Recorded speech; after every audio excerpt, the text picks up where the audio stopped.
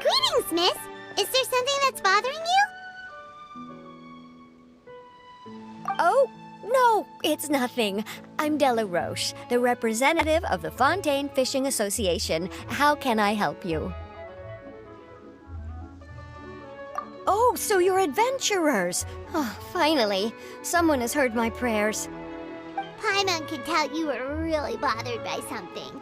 Don't worry, you've got two super experienced adventurers right here. We'll take care of anything and everything for you as long as you pay us a little bit of mora. Oh, you are exactly the helpers I need. See, the problem is that the fish around a fishing spot at Arrhenius have just all up and vanished recently. They disappeared too quickly for it to have been the work of human anglers. As the representative of the Fishing Association, I had planned to go and investigate the area right away. Right, but unfortunately, as the representative of the Fishing Association, there are a few other errands that I absolutely have to run, so... So you'd like us to investigate the spot for you? Exactly, you're right on the mora. So I thought I could delegate this work to you.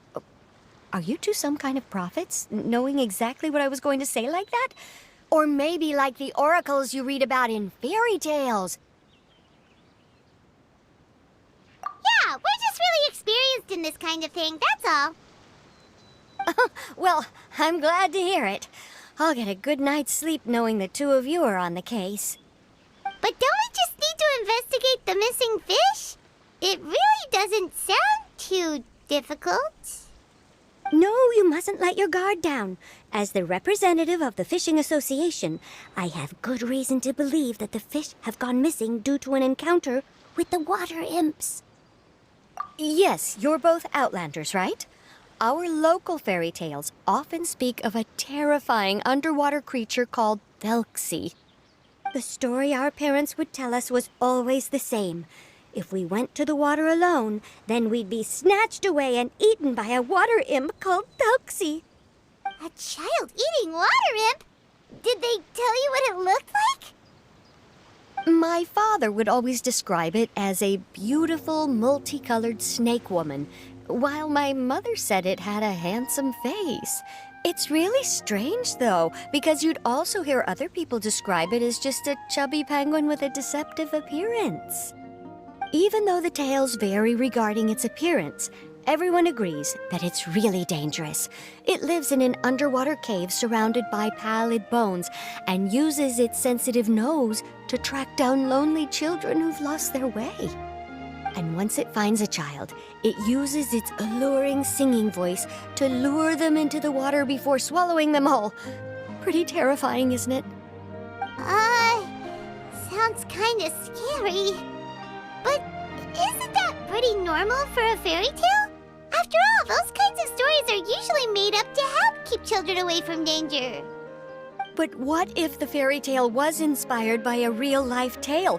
Just like how a water vein always has a source.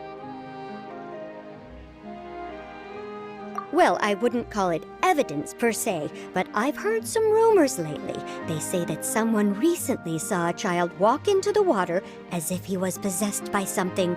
Doesn't that sound just like he was responding to the call of a water imp? So you mean someone really got eaten by a water imp? It's all hearsay, so it's hard to confirm. But still, they all say this happened on Arrhenius. That's no laughing matter if you ask me. Both the Opera House and the Fountain of Lucine were built there, and the sources of many water veins can be traced to the island as well. Combine that with the mysterious mist, the huge tree with expansive underground roots, and the rumor that the fish-heps on the island can understand human language. Is it really so shocking that an island so shrouded in mystery could harbor a terrifying water imp as well? Why does Paimon feel like you're pulling our leg? You're just piling on the rumors now. Still, if someone's really been hurt, then we can't just ignore the situation, right, Traveler? Oh, marvelous. Then I'll just mark the stretch of water on your map. Don't forget that no matter what, safety always comes first.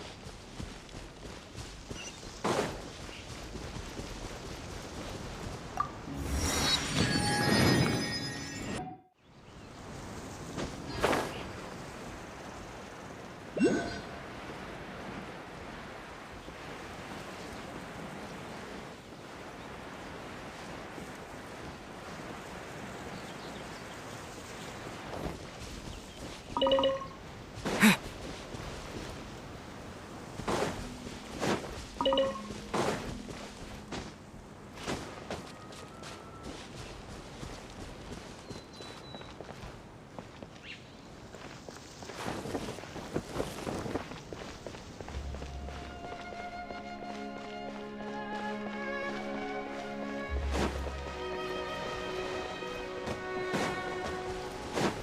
this the stretch of water Delaroche was talking about?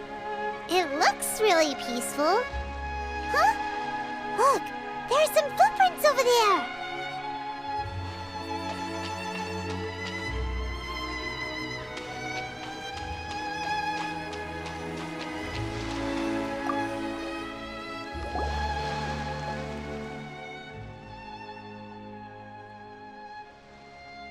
These look pretty fresh. Did the water imp get someone again? Let's look around and see if we can find anything else.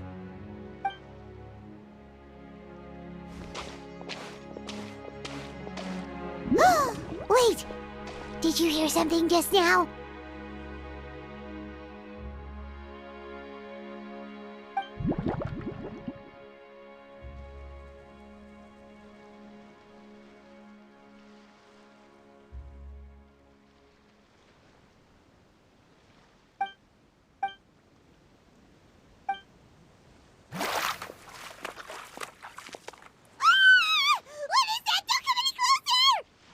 Paimon? Traveler? I'm sorry. I forgot I was still wearing this.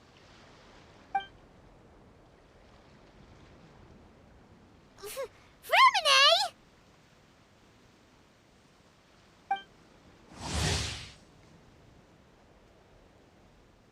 Paimon, are you okay? Paimon nearly mistook you for a water imp. Thank goodness it was just you wearing your helmet. Huh? A water imp? Thelxie, you say? How surprising. Huh? You know that name too? Or do you know someone else is trying to investigate the water imp? No, I think our situations are probably unrelated. Sure, if that's in order. I know the name because of one of my employers. She noticed the clockwork penguins I brought to the workshop and contacted me through the shop's owner. She has commissioned me to make a special toy. Following her request, I've named the toy Thelxie. Huh? But isn't it a little creepy to name a toy after a water imp? Wait, hold on! Fremine, you never take commissions from other people! Yeah, but, she made a special request, but out of respect for her privacy, I can't really talk about it. It's alright though. She'll be coming over to check on my progress shortly, and I'll just tell her that you're two of my trustworthy companions. Hearing that, she might be willing to share some information, and you'll be able to continue with your investigation. Huh. Even though you seem a little cold and reserved sometimes, you're still really considerate.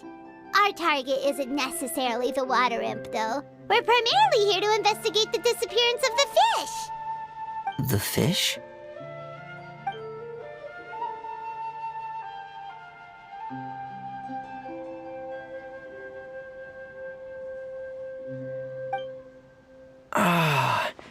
I think I may have connected the dots. These past few weeks, I've been taking Thelxie for underwater testing every day. The pressure testing makes a lot of noise. So, all that about the disappearing fish? Well, it was probably because of me. So that's all it was? That actually makes a lot of sense. Wait, so could that mean the child we heard about who walked into the water was also... Yes, I think that's quite likely as well. Whew. So in the end, it was just Fremine. Paimon spent all this time imagining what a water imp from the fairy tales might look like, and it all turns out to be just a hoax. I'm sorry. It sounds like I've created a lot of trouble for everyone else as well. I'll try to finish this commission as soon as possible. once I'm done, the fish should come back. Thank you. Actually, how much work do you still have left, Remine? Maybe we could lend you a hand. Thanks for offering, but I can't trouble you any more than I already have. Hey, it's no trouble at all. Didn't you just call us your trustworthy companions? Companions are all about helping each other, you know? But don't you need to report back to your commissioner? Nope, that's not how it works. See, Paimon's got these commissioner types all figured out, even though we were just tasked with finding out why the fish had gone missing. If we tell them now that it was all just a misunderstanding, you can bet they'd just immediately hand us another commission to help them get the fish back.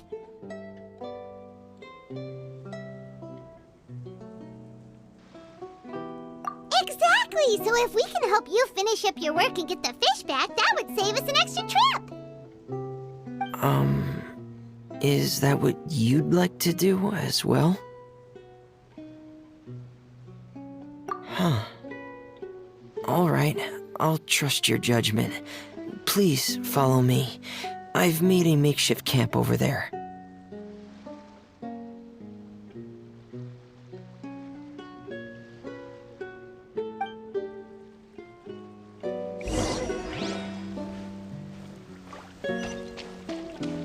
I've stored Thelxie in the tent.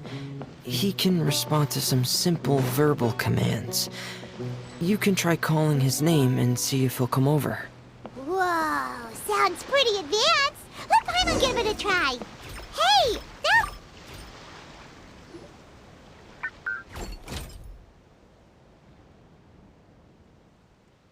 So that's Femine's version of Thelxie. It's also penguin-shaped, just like Pear. Yep. Had Thelxie lived in Penguin Town, he'd probably have become great friends with Pear. It's not really anywhere famous or important. Don't worry about it. Hey, Thelxie. Nice to meet you. Do you know how to say hello?